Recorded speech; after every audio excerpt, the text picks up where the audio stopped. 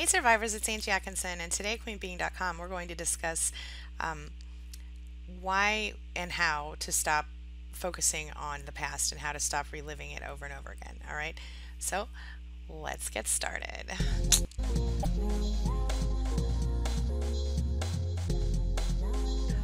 One member posted that she was really having a hard time today and battling a low because even though she has been doing a lot of healing and understanding, she feels still alone. Yes, she made it. She was able to get clear of her narcissist, but here she is today feeling very alone and very much like a fool. And listen, I totally get it. So my initial answers to her were, of course, in regard to changing her life. My first response to her, was look, you can't keep focusing on things that you can't control, right? You have to look at what makes you feel grateful in your life and you have to release the need to keep reliving the pain, stop beating yourself up, all of these things. Couple points worth mentioning here. Okay, first of all, this member is someone who had already been really going hard with healing and doing quite well with it. And so the fact is that any of us can have a moment of weakness, even if we have been what we consider fully healed. All right. And I think that's a really important thing. Even if you know these things, you can still get stuck and have to dig yourself out again. All right. And the other thing is, one of the other members said, okay, so I should change my mind, but how do I do that? How do I stop thinking about this person? How do I stop dealing with this stuff, right? How do I stop feeling this way? This way. Listen to me like I'm German or something. Ha! This way. Anyway, so that is what I'm about to share with you right now. Okay? Let's do it. So, if you're looking for basically a quick and easy, quick and dirty way to stop focusing on things you can't control, such as the past and your narcissist and stuff like that, well, here we go. I've got some really fun and easy ways that you can do it. All right? Quick, easy ways too. All right? So let's get into it. So, fast ways to lighten up your mind. All right, number one, count your blessings. I tell you this all the time. Gratitude, my friend, it makes you happier. It's true. Cultivate it. Write a list of things you're grateful for and post it somewhere you can see throughout the day. Tell someone how much they mean to you. Say thank you to someone. I tell people, 10 things you're grateful for as soon as you wake up in the morning and 3 things you love about yourself. And I tell people, anytime you're feeling completely overwhelmed, think of 10 things you're grateful for. Anytime you're really, really sad, I know it sounds like bull crap, you guys, but it works. I have been in some of the darkest times in my life, and if I was able to stop and go, these are 10 things I'm grateful for, take some deep breaths, and by the end of the 10 things, in my head or out loud, I would almost instantly feel a little bit of relief. I mean, obviously, it's not going to solve all your problems instantly, but it certainly is going to change your perspective. And that is almost like solving your problems because it helps you see new opportunities and solutions better. All right. Anyway, number 2, hang out with some friends. Connect with people. You know, if you have friends locally, invite them over, watch some popcorn, watch some popcorn, watch a movie, eat some popcorn. If you have friends who are, far away from you, well, you know, you can maybe Skype it out with them or hop on a plane and go see them like Tracy did today when she came to see me and Lizelle. All right. And Nancy. Okay, I'm going to stop talking about other people right now. But number 3, volunteer in your community. All right. Support a cause that feels good to you, something that makes you feel good to support, and hey, it's a great way to take your mind off your trouble too. Maybe you want to pull weeds for your neighbors, or maybe you want to, help make fundraising calls for the next PBS, you know, public broadcasting station, whatever you guys have where you live. You know, the telethon or something, Number 4, shop for other people. Um, this is hilarious. But you know how they say that money can't buy happiness? It turns out, according to studies, that it can as long as you're spending it on people who are not yourself.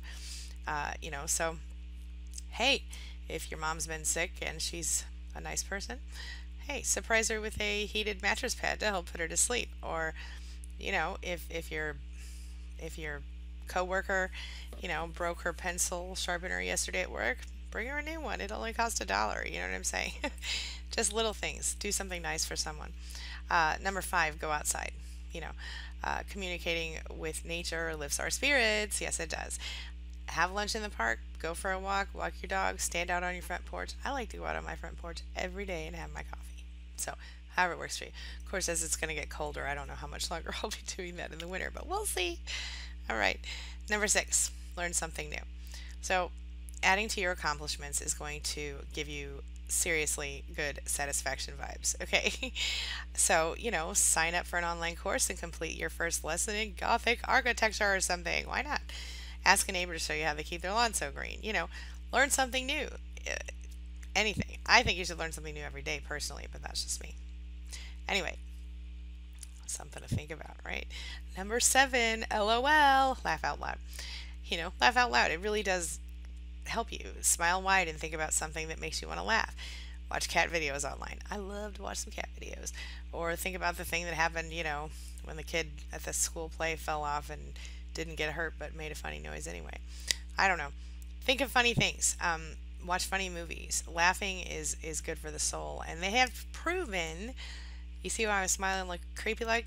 Yeah. Well, they've proven that if you physically smile, you actually start to feel better. And so if you can like totally smile and just start thinking happy thoughts, smiling, and I know that's totally unnatural, but if you could do that, there are chemicals in your body. I'm already feeling better right now. There are chemicals in your body that are released and help you to feel happier. Isn't that weird? Anyway, number 8, listen to the music. I talk about this all the time. My happy playlist, my Good Morning Beautiful playlist, all the playlists. Upbeat music is contagious. It adds a positive and happier vibration to you if you can let yourself feel it. So put together a playlist of songs that make you want to dance, yo. Sing along. Y'all know how I sing in the car, right? That's why. Anyway, number 9, don't forget about your pet. Pet your dog, pet your cat, whatever. Not only are they excellent role models for teaching unconditional love, but there are scientific studies that have proven that it helps to lower your blood pressure, to spend time with your pet, and things like that. So, hey, why not? All right. So, hey, how about some fast ways to lighten up your body, huh? All right. Well, so as you know, when you're feeling stress and anxiety and nervousness, you feel physically tense, you feel upset, you feel achy, you feel, I tend to feel lethargic, when you're anxious, depressed, all these things. So one thing you're not doing well enough right now is breathing deeply. So try to breathe deeply because breathing has a very powerful effect on how you feel. Okay? Concentrate on the flow of oxygen entering and leaving your nostrils. Follow your breath down your throat, in your chest, feel your stomach rise and fall. Okay? Be aware of it. Then lower your shoulders. Okay? Scan yourself from head to toe and kind of open up any areas of stiffness and tension. You can draw your shoulders back and down and, kind of move it around. You can massage your feet. Maybe you're irritable because your shoes are pinchy. Kick them off and dip your toes in some water, whatever. Dry off and put a tennis ball under your feet and kind of roll them around on the floor. Oh, it feels so good. Go to the local salon and get a pedicure. They always give you a little massage when they're doing their thing, don't they? It's good stuff. Just saying. Or hey, do it yourself. It doesn't hurt. Get some good lotion and just lotion them up real good while you're sitting there watching TV. It's nice. All right, number 4, speaking of which, hey, how about try aromatherapy? Okay, so an invigorating scent like grapefruit or peppermint is really great for making you feel better, and sandalwood or lavender can help you feel less agitated. Just a little tip here. I don't have a whole bunch of aromatherapy tips for you, but I know Kim Said has a lot of them, so you might check her stuff out. But anyway, the thing is, rolling back to number 3, I have this great foot lotion that smells just like peppermint. All right, moving right along. So, number 5, move around. Okay, so exercise. I know you don't want to do it, but it really does have positive benefits in your body and your mind. Okay, get your heartbeat going, run some laps around the track, 10 minutes on an incline treadmill, whatever. Play catch with the kids, dance around the house. I don't care, just move it. It feels good. It does. All right. Number 6, stretch it out, baby. So try some yoga. The sun salutations pose will actually really help to perk you up. So how are you going to do it? Well, you're going to lay on your back and extend your legs straight up against a wall, and that'll help you settle down. You know, Now if you are going to take a nap, that's a good thing. Maybe you're dragging around because you're just tired. So lay down, take a nap, and go to bed early so you'll feel better tomorrow. And just, a 20-minute nap can work wonders. They call them power naps. So, you know. All right. So look, if you're having a bad day, those pick-me-ups, they'll help you out. They'll help you get to the next place, right? All right. And before I wrap it up, I'm going to give you a few more tips. 12 tips for overcoming anxiety, which is, a little similar and different, okay? Anxiety is part of the human condition. Look, everybody feels it, okay? Some people are going to be more resistant than others, and everyone can strengthen their ability to manage their anxious feelings. Even survivors of narcissistic abuse, and especially in my opinion, because we're some strong ass people, okay? You know it's true. You're strong. All right. Developing a high level of anxiety actually turns out to be a skill, but so is lowering it. So here we go. I'm going to give you the skills. All right. First of all, you got to start to minimize it the minute it hits you. That's what I talked about with that intentional thought management. The more you allow those thoughts to build, those negative, toxic thoughts, the more challenging they are to control. Okay? So, how do you deal with it right away? Number one, break your day into little chunks, right? Only worry about the little bit of time in front of you. If you're sitting in a meeting at 9 a.m., you really don't need to worry about how you're going to pay the electric bill later or what you're going to have for dinner, because you can't do anything about those things right now, right? So take the day 1 minute at a time when you feel like this, and just keep your attention on that minute. I can get through this minute. I can get through this minute. I swear, you guys, it makes a difference. Number two, create a mantra and use it. Have some positive and uplifting phrase you repeat to yourself. You'll eventually start to believe it, and you'll block any negative self-talk. It's true. Tell yourself, I'm getting more and more amazing every single day. My life is getting better every single day. Everything's gonna be okay. I don't care. Just make up a mantra, something good, okay? I'm happy and capable of handling any situation. There's one. My life is filled with joy and positive energy. All right, just a couple of examples. All right, we've already talked about exercise. I don't need to talk about that anymore. So we're gonna just skip right past that, but obviously exercise also helps with anxiety. Distract yourself. I talk about this all the time. Distractions never will solve the issue, but it'll certainly provide temporary relief and help you heal a little bit before you try to work through the issue. Okay, if there is an ongoing issue that you can change or control. I do still think it's very important to not dwell on anything you can't control, because what's the point? It doesn't help anything. It only just makes you miserable, Anyway, watch a movie, play cards, do a crossword, whatever. Spend time with a friend, give yourself a break, think about something else. We've talked about that. All right, you've got to keep going. Anxiety is going to happen because some part of your brain is trying to stop you from taking action. Okay? It's learned that it can control you by making you feel miserable. You can minimize this anxiety by plowing ahead, and your brain is going to learn that, hey, making you feel anxious doesn't work. Yeah. All right, then you're going to give yourself 20 minutes to worry each day, or 10 minutes, or an hour, whatever you need. Schedule your worry time. I'm not kidding. All right, you're going to find yourself so much less inclined to worry during other times if you're forcing yourself to only worry during this little spot in the day. I suggest it highly.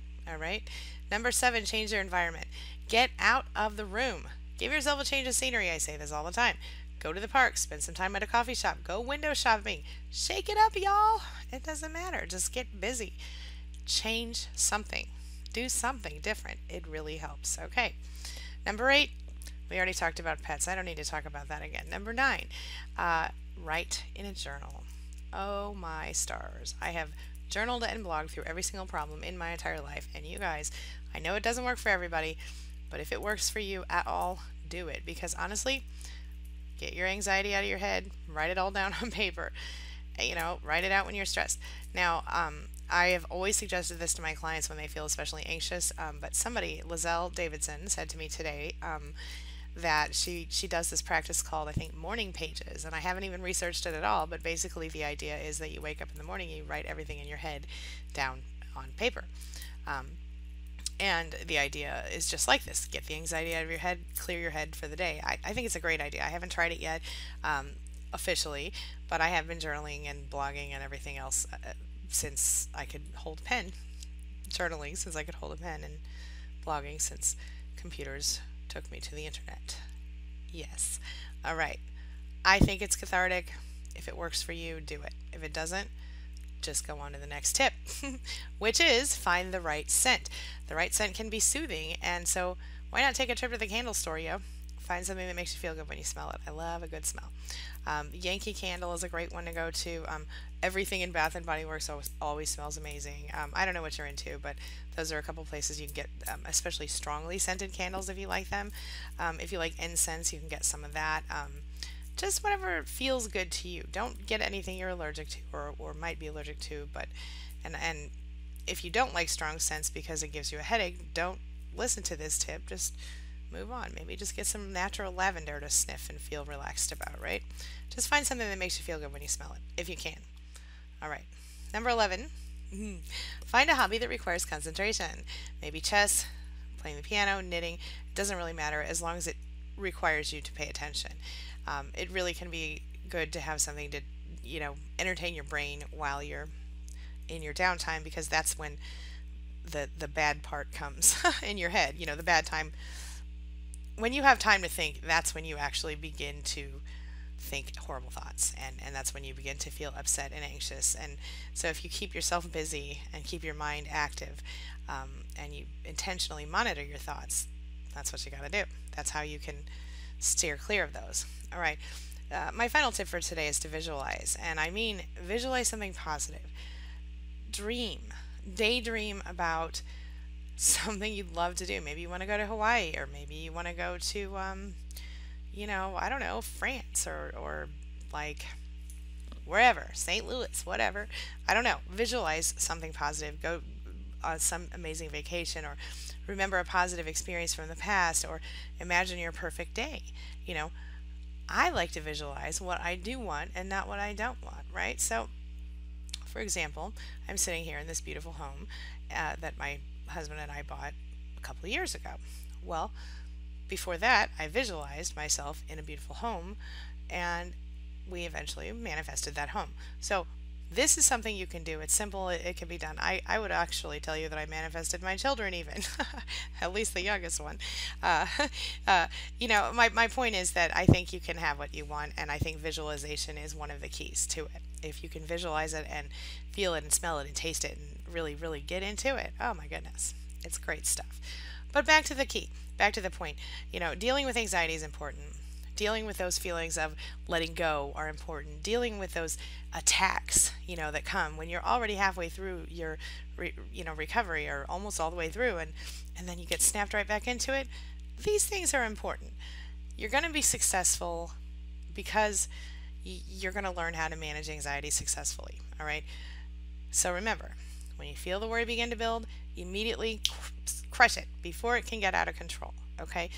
A high level of anxiety is going to be really hard to manage, but a little bit you can deal with, right? So just deal with it a little bit at a time, 1 minute at a time, my friend.